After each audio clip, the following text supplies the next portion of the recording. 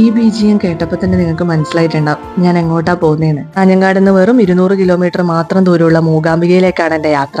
എന്റെ ചേച്ചിക്ക് 2 പിള്ളേര്, ഒരു വലുതും ഒരു ചെറുതും. വലുതാണ് പ്രണയ് സത്യ, ചെറുതാണെങ്കിലോ പ്രണവ് സൂര്യ. പ്രണവ് സൂര്യന്റെ എഴുത്തിനെടുത്ത് പരിപാടിക്കാണ് നമ്മൾ മൂകാംബികയിലേക്ക് പോകുന്നത്. നമ്മൾ മാത്രമല്ല കേട്ടോ ഈ യാത്രയിലുള്ളത്, വേറെ കുറെ ആൾക്കാരും കൂടി ഉണ്ട്. ഇതാണ് ബിന്ദു ആന്റി, ഇത് സുജാന്റി, ഇത് സുജാന്റിന്റെ മോള് ചീമു, ഇത് നമ്മളെ രേഷ്മ, പിന്നെ രേഷ്മേന്റെ ഹസ്ബൻഡ് കുഞ്ചു. പ്രദീപ് അങ്കിളും അജിനേട്ടനും റേഡിയോ ഉണ്ട് കേട്ടാ.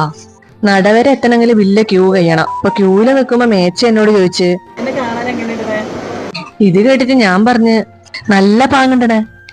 നമ്മളെ നാട്ടില് പാങ്ങ് എന്ന് പറഞ്ഞു കഴിഞ്ഞാല് ഭംഗി എന്നാണ് അർത്ഥം. ക്യൂവില് നിൽക്കുമ്പോഴാണ് ഒരു കാര്യം ശ്രദ്ധിച്ചത്, ഈ സൈഡില് തൂണിന്റെ ഇടയില് ഗ്യാപ്പുള്ള സ്ഥലത്തൊക്കെ കോയിൻസ് ഇങ്ങനെ ഇറുക്കി വെച്ചിട്ടുണ്ട്.